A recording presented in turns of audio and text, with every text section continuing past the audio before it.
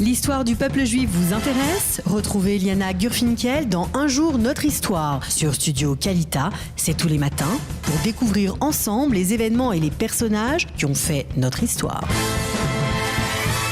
Eliana, bonjour, Boker Tov. Boker Tov, Daniel. Alors, nous allons parler avec vous ce matin d'une figure que vous connaissez bien. Oui, que je connais parce que pour l'avoir rencontré à plusieurs reprises, l'avoir interviewé régulièrement, puisqu'il parle même le français. Il s'agit de Moshe Arens, ancien ministre de la Défense dans les années 80. Alors parlez-nous de Moshe Arens qui fête, je crois, aujourd'hui son anniversaire. Exactement, c'est la raison pour laquelle on en parle aujourd'hui. Il est né le 27 décembre 1925. Donc vous aviez raison, il fait 92 ans aujourd'hui. Voilà, joyeux anniversaire Moshe Arens. Alors il est né à Kaunas en Lituanie d'une famille juive. Son père était un industriel et sa mère était dentiste. Et à l'âge de 1 an, sa famille déménage à Riga. Et un peu plus tard, en 1939, sa famille émigre aux États-Unis puisque son père, il y a des intérêts commerciaux. La famille s'installe à New York où Arens va grandir en fréquentant d'ailleurs la George Washington High School.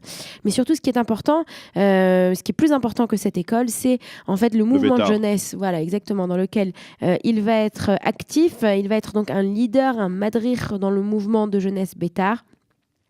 Pendant la Seconde Guerre mondiale, il va servir dans le corps des ingénieurs des États-Unis en tant que sergent technique. Et juste après la déclaration d'indépendance de l'État d'Israël en 1948, il décide de venir s'installer dans le nouvel État.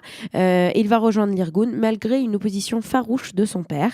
Il va être envoyé d'ailleurs en Afrique du Nord, principalement au Maroc et en Algérie. C'est peut-être de là qu'il parle le français.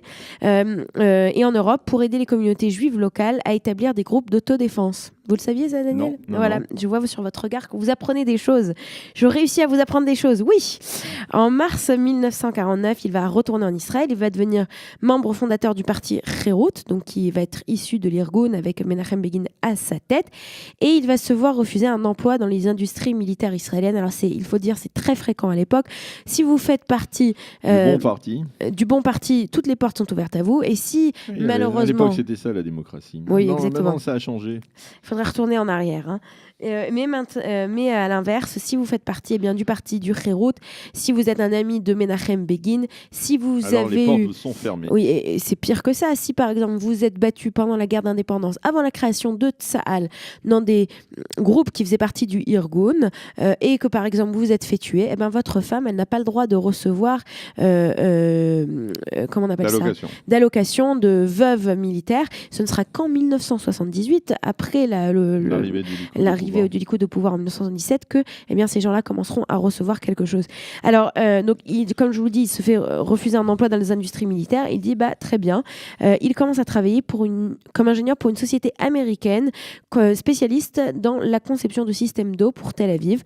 Et c'est d'ailleurs en 1951 qu'il retourne aux États-Unis, qu'il va faire un deuxième Tohar exactement d'ingénierie au MIT, au Massachusetts Institute of Technology, et puis il va travailler donc pendant un certain temps dans l'industrie aéronautique, et en 1957 quand il revient en Israël, il va devenir professeur d'aéronautique au Technion, poste qu'il va occuper jusqu'en 1962.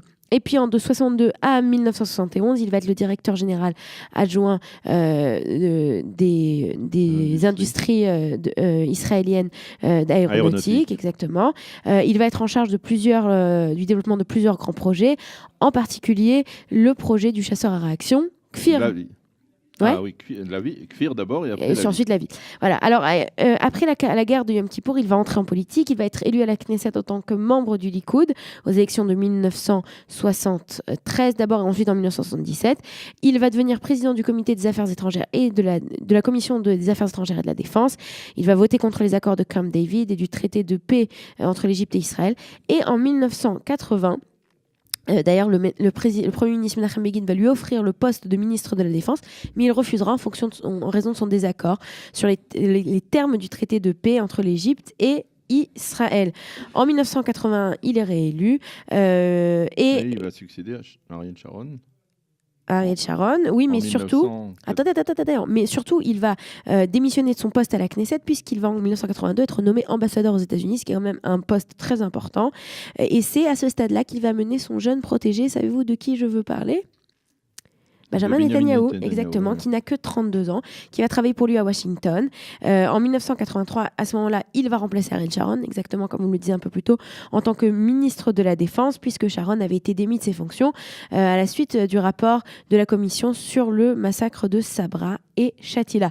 Il est réélu en 1984. Cette fois-ci, il est nommé ministre sans portefeuille et en 1988 il est nommé ministre des Affaires étrangères avec Netanyahou toujours qui est à ses côtés et en 1990 il retourne à nouveau au portefeuille de la défense, donc c'est quelqu'un quand même qui a fait énormément qui a eu énormément de postes très importants dans le gouvernement israélien. En 1992, après que le Likoud perde les élections, Arend se retire de la politique. En 99, il réessaye à nouveau pour d'être à la tête du Likoud contre Benjamin Netanyahou. Il ne va pas réussir.